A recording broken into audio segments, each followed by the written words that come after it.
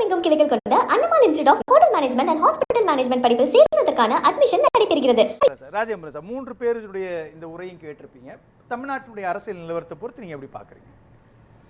தாவேகா தன்னை தூய சக்தி அப்படின்னு சொல்லிக்கிட்டு எல்லாரையும் தீய சக்தின்னு சொல்லி வீழ்த்த போறேன்னு சொன்னாங்க. இன்றைக்கு தமிழ்நாட்டு அரசியலிலே மிகப்பெரிய தீய சக்தியாக தாவேகா உருவெடுத்திருக்கிறது. எப்படி சொல்றீங்க? ஒரு அரசியல் கட்சியிலே இருக்கக்கூடிய எம்எல்ஏக்களை கொல்லைப்புறமாக பிரித்து அந்த பொதுச் செயலாளருக்கு அறியாமல் அவருடைய அனுமதி பெறாமல் ஒரு தனி அணியாக அரசியல் கட்சியை உடைத்து அவர்களுக்கு அமைச்சர் பதவி தருகிறோம் என்கிற ஆசை வார்த்தையை காட்டி அது கிட்ட அவங்க ஓட்டுலாம் போட்டதுக்கு பின்னாடி உங்களுக்கு அமைச்சர் கொடுத்தா சட்டச்சிக்கல் வந்துரும்னு சொல்லி அதுல இருக்கக்கூடிய எம்எல்ஏக்களை ராஜினாமா செய்து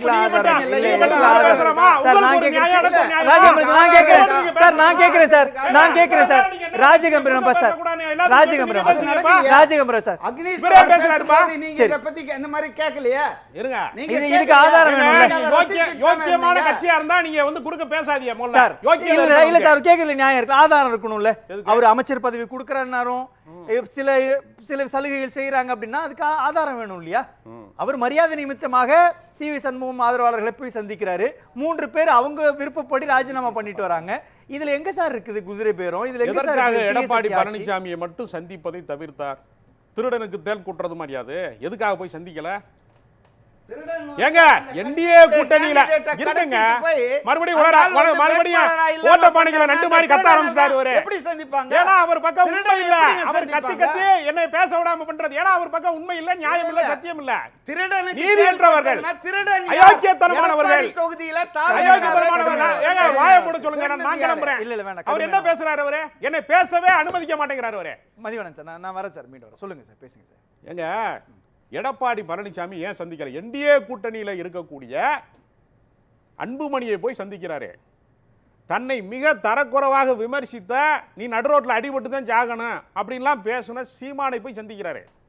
எடப்பாடி பழனிசாமியை சந்திக்காமல் இருந்ததற்கு என்ன காரணம்? சட்டப்பேரவையிலே வணக்கம் சொன்னதற்கு கூட எந்த ரியாக்ஷனும் இல்லாம முதலமைச்சர் விஜய் இருந்தாரா இல்லையா? உலகமே பார்த்தது அந்த காட்சியை. அவர் மறைந்த முதலமைச்சர் ஜெயலலிதாவை பார்த்தா சார் வணக்கம் வச்சதா சொன்னாங்க. சரி இருக்கட்டும், எல்லா தலைவர்களையும் போய் சந்திக்கிறார்ல. அவர் யாரை வீழ்த்தினாரோ, எந்த திமுகவை வீழ்த்தினாரோ அந்த கட்சியின் தலைவர் திமுக தலைவரை போய் பார்த்தாரா, உதயநிதியை போய் பார்க்கிறார்ல. எடப்பாடி பழனிசாமியை சந்திக்காததற்கு பின்னணி என்ன?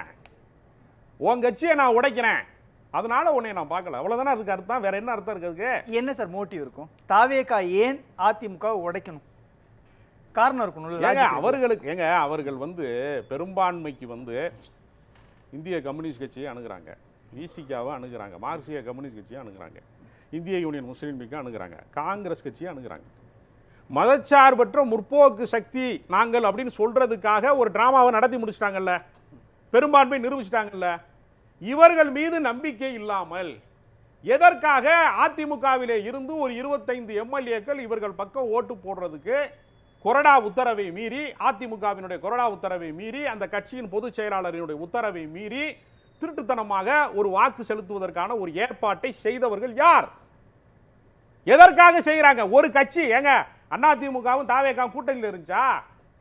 ஒரு கட்சியா? எதற்காக தேர்தலுக்கு பிந்தைய கூட்டணியில் நீங்க இந்திய யூனியன் முஸ்லீம் லீக் தலைவரை பார்க்க அலுவலகத்துக்கு போனீங்க, முறைப்படி ஆதரவு கோருனீங்க. 2 எம்எல்ஏ வச்சிருக்கிறவர்கிட்ட போய் முறைப்படி அனுமதி கோருறீங்க. 25 எம்எல்ஏ வச்சிருக்கிறவர்கிட்ட ஏன் முறைப்படி அனுமதி கோரல? 2 எம்எல்ஏ பெருசா 25 எம்எல்ஏ பெருசா? 25 எம்எல்ஏ வைத்திருக்கிறவரிடத்திலே போய் முறைப்படி அனுமதி கோராததற்கு காரணம் என்ன? தாவேகா தலைவர் ஏன் அந்த திசையிலே பயணிக்கவில்லை? இதற்கு என்ன காரணம்? குதிரை பேரம் தான் காரணம். இப்ப குதிரை பேரம் நடத்த வேண்டிய அவசியம் என்ன சார்? இந்த காலத்தோட சர்க்கம்ஸ்டன்ஸ் ரொம்ப முக்கியம் இல்லையா சார்? இப்போ எல்லாமே முடிஞ்சிருச்சு சார். அவங்க ஸ்மூத்தா எல்லாருக்கும் செட்டில் பண்ணிட்டாங்க. யார் யாரெல்லாம் தாவேகாவை ஆதரித்தார்களோ அவர்களுக்கு அமைச்சரவையில் இடம் கொடுத்து செட்டில் ஆயிடுச்சுல சார்.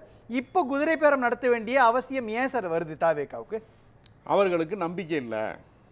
நம்மோடு இடதுசாரிகள் தொடர்ந்து இருப்பார்கள், நம்மோடு விசிகா தொடர்ந்து இருக்கும், காங்கிரஸ் நம்மோடு தொடர்ந்து இருக்கும், இந்திய யூனியன் முஸ்லீம் லீக் நம்மோடு தொடர்ச்சியாக பயணிக்குங்கிற நம்பிக்கை துளி கூட இல்லை. ஏனென்றால் இவர்களுடைய அரசியல் பாதை என்பது முன்னுக்கு பின் முரணானது. சட்ட ஒழுங்கு சந்தி சிரிக்கிறது என்று திமுக மீது விமர்சனம் வைத்தார்கள். இன்னைக்கு என்ன நடக்குது தமிழ்நாடு முழுக்க? கோயம்புத்தூர்ல, சூலூர்ல ஒரு சிறுமி பாலியல் வன்புணர்வுக்கு ஆளாக்கப்பட்டு கொலை செய்யப்பட்டு குளத்தாங்கரையில் மிதக்கிறாங்க. முதலமைச்சர் வந்து எந்த நடவடிக்கை என்ன நடவடிக்கை எடுத்திருக்கிறாரு இது வரைக்கும்? சட்ட ஒழுங்கை பற்றி நீங்க என்ன பேசுறீங்க? நீங்க எதிர்க்கட்சியாக இருக்கிற போது நீங்க என்ன செஞ்சீங்க? உடனடியாக திருப்போணம் மடப்புறத்தில் வந்து ஒரு காவலாளி அஜித் குமார் கொலை செய்யப்பட்டா உடனே ஸ்பாட்டுக்கு போனீங்க. இன்னைக்கு ஏன் போகலை? நீங்க எங்கேயும் போக மாட்டீங்க. நீங்க பரந்தூர் விமான நிலையம் குறித்து உங்களுடைய பார்வை என்ன? இன்னைக்கு நான் தலைமைச் செயலகத்துக்கு ஆட்களை திரட்டிக்கிட்டு வருவேன்னு சொன்னீங்களே, நீங்கள் தலைமைச் செயலகத்தில் தான் இருக்கீங்க. பரந்தூர் விமான நிலையம் குறித்து முதலமைச்சருக்கு என்ன கருத்து இருக்கிறது? 90% அங்கு பணிகள் நடந்து கொண்டிருக்கிறது. தடுத்து நிறுத்த போறீங்களா இல்ல அதை ஆதரிக்கிறீங்களா? வெளிப்படை தன்மை வேணும்ல. எதுக்கு மௌனச்சாமியாரா இருக்கியா? ஏன் சொல்லாம இருக்கியா? ஒரு 6 மாசமா அது பிரீத்திங் இருக்கட்டுங்க. ஒருத்தன் காது அறுத்து மூதாட்டிக்கு நகையை பறிச்சுட்டு போறேன் 6 மாசம் கழிச்சு தான் அந்த காது புரியுது. தமிழ்நாட்டினுடைய நலன் சார்ந்து பேசக்கூடிய உங்களுடைய பார்வை புரியுது. ஆனா இங்க புதிதாக அரசு அமைச்சிருக்காங்க. திமுக அதிமுக மாதிரி அனுபவமிக்க அரசு கிடையாது. இன்னொரு பக்கம் எல்லாருமே இளம் வயதுல அல்லது வந்து புதிதாக சட்டமன்றத்துக்குள்ள வரவங்க. ஒரு 6 மாசமா பிரீத்திங் ஸ்பேஸ் கொடுக்கலாம்ல. தமிழ்நாட்டில் என்ன நடந்தாலும் தாவேக்கா தான் காரணம், குதிரை பேரம் இப்படி சொல்றது ஏற்புடையதா? எங்க சட்ட ஒழுங்கு பிரச்சனை என்பது சாவகாசமாக பார்த்து கொள்ளக்கூடிய பிரச்சனையா? பரந்தூர் பிரச்சனையா 6 மாசம் கழிச்சுனா எப்படி 6 மாசம் கழிச்சு விமானம் பறக்க ஆரம்பிச்சிருமே? இல்ல அங்க என்னன்னா எல்லாமே தாவேக்கா அப்புறம் ஏன் ஆட்சிக்கு வந்தியா? ஒரு அனுபவமும் கிடையாது, எதுவுமே தெரியாதுன்னா ஏன் ஆட்சிக்கு வரீங்க? அப்புறம் உங்க ஆட்சி அதிகாரத்தில் இருக்கிறனால கேள்வி கேட்கிறேன். நீங்க கேட்டீங்கல்ல சிஎம் சார் அப்படின்னு நீங்க கேள்வி கேட்டீங்கல்ல, உங்களுக்கு அன்னைக்கு அரசியல் அனுபவம் இருந்ததா? இன்னைக்கு உங்களுக்கு அரசியல் அனுபவம் இல்லைங்கிறீல்ல, நீங்க கேட்டீங்களே. இன்னைக்கு அதே மாதிரி நாங்க கேட்கிறோம், சிஎம் சார் என்ன செஞ்சீங்க? சட்ட ஒழுங்கு பிரச்சனைக்கு நீங்க என்ன செஞ்சீங்க நாங்க கேட்கிறோம். அவரு ஒரு இப்பதான் புதுசா வந்திருக்கிறாரு. அவர் அரசியலுக்கு வந்து ஒரு 5 ஆண்டுகள் கூட இல்ல. ஒரு காரணத்தை மையமாக வைத்துக் கொண்டு தமிழ்நாட்டில் நடக்கக்கூடிய எல்லா சட்ட ஒழுங்கு பிரச்சனைகள், படுகொலைகள், பாலியல் வன்புணர்வுகள் எல்லாவற்றையுமே அனுமதிக்கிறதுக்கு நீங்க வந்து 6 மாச காலத்துக்கு அதிமுகவுடைய பொதுச் செயலாளர் இபிஎஸ்க்கோ திமுகவுடைய தலைவர் மு.க. ஸ்டாலினுக்கோ அனுபவம் இருக்கு, அரசியல் அனுபவம் இருக்கு. இந்த நேரத்துல அரசியல் அனுபவம் இல்லாத முதலமைச்சர் விஜய்க்கு ஆலோசனைகள் கொடுக்கலாம்ல. ஆலோசனைகளே கொடுக்காம விமர்சனத்தை முன்வைக்கிறது சரியா? எல்லா புள்ளியிலும் விமர்சனம் ஏற்புடையதா? அது அப்பதான் பொலிட்டிக்கல் வெண்டேடா அப்படின்ற இடத்தை நோக்கி நகர்த்துவாங்க. அரசியல் பழிவாங்க. அரசியல் ரீதியாக அவர் எதை செய்தாலும் அவர் போடுற ரீல்ஸை மட்டும் ரசிச்சுக்கிட்டு கோட்டு நல்லா இருக்குன்னு சொன்னா போதுமா உங்களுக்கு? அவர் நல்ல ரீல்ஸ் போடுறாங்க, எல்லா தாவேகா எம்எல்ஏவும் வீடியோ எடுத்து ரீல்ஸ் போடுறாங்க, டாஸ்மார்க்குக்கு போகிறாங்க, ஒருத்தர் முறுக்கு பாக்கெட்டு டேட் இருக்கான்னு கேட்குறாரு. இந்த மாதிரி ட்ராமா பண்ணிக்கிட்டே இருக்கிறாங்க. ஆக்கப்பூர்வமாக செய்ய வேண்டிய வேலைகளை விட்டு ரீல்ஸ் போடுற ஒரு கவர்மெண்ட்டு ரியலாக எந்த வேலையும் செய்யாமல் இருப்பதை பாராட்டி நம்ம ஒரு 6 மாதத்துக்கு பாராட்டை மட்டுமே நம்ம வாழ்த்தரங்கமாக மாற்றிடுவோமா? அரசியல் விமர்சனத்தை நம்ம விட்டுருவோம். ஒரு வாழ்த்தரங்கம் ஏற்பாடு செய்ய 6 மாத காலத்துக்கு 2 மாதம் டைம் கொடுக்கலாம்ல சார்? அப்படியா? அப்போ மூதாட்டி காதை அறுத்துட்டு 125 பங்க நகை எடுத்துட்டு ஓடுனானா 6 மாசம் கழிச்சு தான் பிடிப்பீங்களா? அப்ப அந்த அவருக்கு அனுபவம் இல்லாத முதலமைச்சர் இருக்காங்க. 6 மாசத்துக்கு தாவேக்கா தான் உதவி பண்ணிச்சா? தாவேக்கா தான் உதவி பண்ணிச்சா? அந்த மூதாட்டி காவல்துறை யார் கையிலங்க இருக்கு? சட்டம் யார் கையில இருக்கு? வேங்க வயல்ல போய் என்ன திமுக காரனா கலக்குனா? யாரு கலக்குனா? எவ்வளவு ஒரு சமூக விரோதி கலக்குனா? முதலமைச்சரை பார்த்து கேள்வி கேட்டீங்களா? கேட்கலையா? நீங்க எல்லாம் ஊடகவியலாளர்கள் கேட்டீங்க, எதிர்க்கட்சி கேட்டீங்க, எல்லாரும் கேட்டீங்கல்ல. இன்னைக்கு வந்து எல்லாமே சரியாயிடுச்சா? எல்லா பிரச்சனையும் சரியாயிடுச்சா? அப்போ உங்களை பார்த்து கேட்கறேன், அப்ப நீங்க செயல்படுங்க தான் நான் சொல்றேன். செயல்படாம இருக்காதீங்க. சீன் போடுறத நிப்பாட்டிட்டு வேலை செய்யுங்க. இல்ல சார், அதிமுக இந்த உட்கட்சி பிரச்சனைக்கு விஜயோட வியூகம் என்னவா இருக்குன்னு நினைக்கிறீங்க? ஏங்க உட்கட்சி பிரச்சனை இவங்களால தாவேக்கானால தானங்க நடத்தப்படுது. முறைப்படி நீங்கள் ஒன்று ஆதரவு கோரி இருக்கணும், இல்லைன்னா நீங்க அவர்களை பேசாம இருக்கணும்.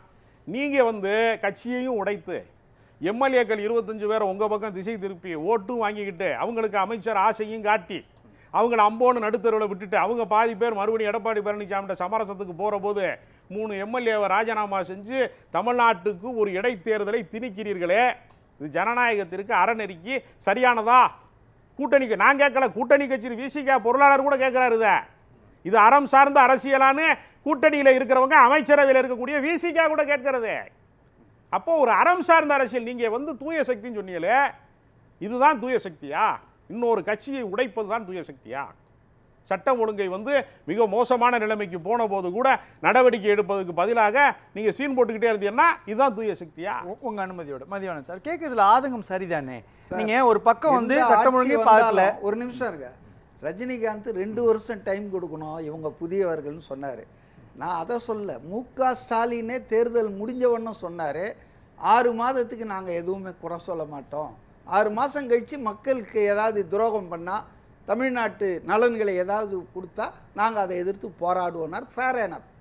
ஒரு கட்சி ஆட்சிக்கு வந்த உடனே இதுனா சுவிட்ச் போட்டால் லைட் எறிகிற மாதிரியா?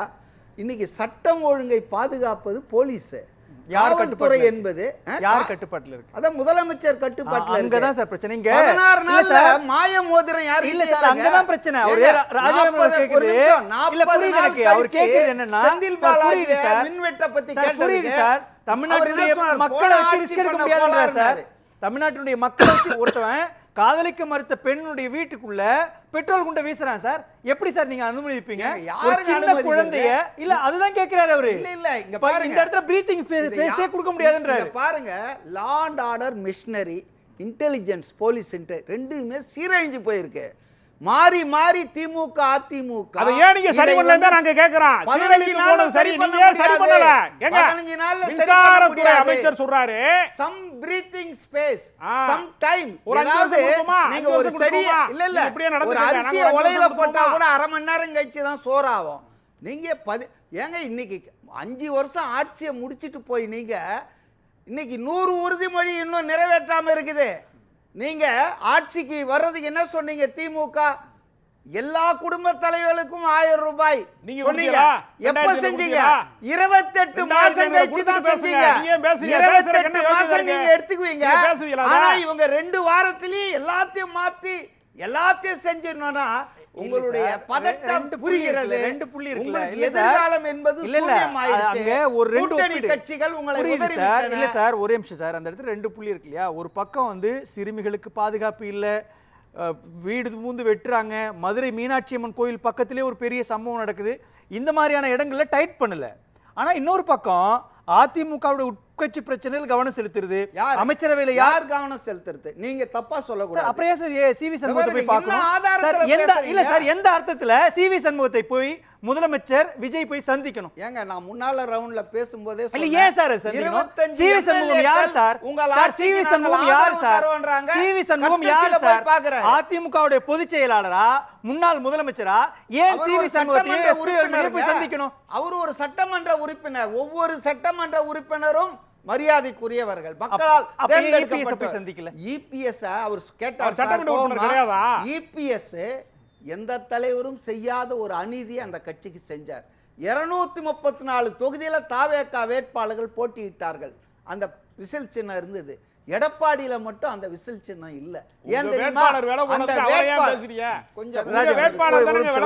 சார் இல்ல அவர் கேக்குறது என்னன்னா, வேட்பாளர் விலை போனதுக்கு அவர் மேல பழி தொடர்ச்சியாகவே இல்ல சார், இல்ல சார் வேட்பாளர் இல்ல சார், எதிர்க்கட்சி கர்ப்பம் ஆயிட்டால்னா அவதாங்க போயிட்டா ஆண் மேல குறை இல்ல.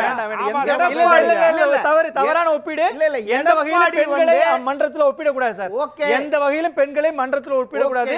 எடுக்காட்டு எதுக்குமே கொண்டு வர கூடாது. பெண்களை நீங்க உள்ள இருக்காதீங்க. ஒரே நிமிஷம் முடிச்சிடுங்க சார். எடப்பாடி தொகுதியில ஒரே ஒரு கேள்வி சார். தாவேகா வேட்பாளர் காணாமல் போனதுக்கு யார் காரணம்? அது இன்வெஸ்டிகேஷன் பண்ணனும் சார். கம்ப்ளைன்ட் கொடுக்கணும். அது அடுத்த பிரச்சனை. நான் கேக்குறது என்னன்னா, தாவேகா குதிரை பேரம் நடத்துதுன்னு சொல்லி ஒரு விமர்சனம் வரும்பொழுது ஒரு 3 பேர் பதவி ராஜினாமா பண்ணிட்டு போய் சந்திக்கிறாங்கன்றப்போ இந்த இடத்துல ஒரு பொறுப்புள்ள முதலமைச்சர், பொறுப்புள்ள அமைச்சராக இருந்தா என்ன சொல்லியிருக்கணும்? இது மாதிரி ஒரு டாக் வருது, பொலிட்டிக்கலா எதிர்க்கட்சிகள் விமர்சனம் பண்ணுவாங்க, நீங்க வெளியில போயிட்டு என்ன ஸ்டாண்டுன்னு சொல்லிட்டு வாங்க, அதுக்கப்புறம் சந்திக்கலாம்னு சொல்றதுதானே ஒரு அரசியல் மாண்பு. ரைட். நான் பதில் சொல்றேன். குதிரை பேரம்ன்றது இப்ப மாறி மாறி வந்துட்டு இருக்கு. அந்த சட்டசபை கூட்டம், அந்த நம்பிக்கை வாக்கெடுப்பு நடக்கிற சமயத்துல என்ன பேசுனாங்கன்னா, இவர் போய் அவங்கள பார்த்து நன்றி சொல்லிட்டு வந்தார். மறுநாள் தான் 13ஆம் தேதி தான் நம்பிக்கை வாக்கெடுப்பு, மே 13. அப்போ என்ன சொன்னாங்கன்னா, அவங்களுக்கெல்லாம் அமைச்சர்கள் 7 அமைச்சர்கள் தரப்போகிறாங்க, இதான் குதிரை பேரம் செட்டில் ஆயிடுச்சுன்னு இதே திமுக சொன்னாங்க, இதே இபிஎஸ் அணி சொன்னாங்க. சரி, இதாகிடுச்சு, அமைச்சரவை ஃபுல் பண்ணிட்டாரு, அவங்களுக்கு யாருக்கும் கொடுக்கல. இப்போ சொல்கிறேன், ஏமாற்றிட்டாங்க. நீங்களே குதிரை பேரம் சொன்னீங்க, இன்னைக்கு அது நடக்கலன்னா ஏமாற்றி விட்டார்கள். என்னங்க பேச்சுல ஏதாவது ஒரு நியாயம் இல்ல? ஒரே ஒரு பாயிண்ட், ஒரே ஒரு பாயிண்ட். நான் அவருக்கான நேரம் ராஜேந்திர ரொம்ப சுருக்கமா நான் ஒரு இடைவெளிக்கு போகணும். இறுதி கருத்து. அவங்களுக்கு கொள்கை பந்தங்க. சிவி சண்முகத்துக்கும் விஜய்க்கு இருந்தது கொள்கை பந்தம். கூட்டணி வந்து பேரம்லாம் கிடையாது, குதிரை பேரம்லாம் கிடையாது. 2 பேருக்கும் ஒரே கொள்கை. ஏன்னா அவர் கல்குவாரி நடத்தி பல வழக்குகள்லாம் வாங்கியிருக்கிறாரு. என்ன எப்படி கல்குவாரி நடத்துறதுங்கிறத கற்றுக்கொள்வதற்காக போயிருக்காங்கன்னு சொன்னா ஒத்துக்குவாரா? என்ன அடிப்படையில் சந்திச்சாங்கிறத வெளிப்படையா சொல்லணும். நீங்க தமிழ்நாட்டுக்கு முதலமைச்சருங்க, என்ன காரணத்துக்கு சந்திக்கிறீங்கிறத மக்களுக்கு தெளிவுபடுத்தணும். பேசலாம் சார். நீங்க ஓப்பனா இருக்கணும். எதா இருந்தாலும் நீங்கள் வெளிப்படை தன்மையோடு இருக்கணும். வெள்ளை அறிக்கை வெளியிடுவாங்கிறீங்க. போன அரசாங்கத்துக்கு நிதிநிலை அறிக்கையில உங்களுக்கு என்ன நடக்குது நீங்க மக்களுக்கு சொல்லுங்க. முதல்ல நீங்க ஒரு மாற்று அரசியல் வர வேண்டும். ஏற்கனவே இருக்கக்கூடிய பாரம்பரியமாக இருக்கக்கூடிய பழைய நிறுவனமயமாக்கப்பட்ட அரசியல் கட்சிகளில் இருந்து ஒரு மாறுபட்ட அரசியல் வர வேண்டும் என்றுதான் வாக்களித்திருக்கிறார். அவர்கள் செய்ய தயங்கியதை, அவர்கள் செய்ய துணியாததை நீங்கள் துணிச்சலாக பல தவறுகளை செய்வதற்கு தயாராக இருக்கிறீர்கள் என்றால், எந்த வேகத்திலே நீங்கள் ஆட்சி அதிகாரத்தை கைப்பற்றினீர்களோ அதே வேகத்திலே தூக்கி எறியப்படுவீர்கள். மக்கள் பார்த்து கொண்டிருக்கிறார்கள். இறுதி எஜமானர்கள் மக்கள் தான். நன்றி சார்.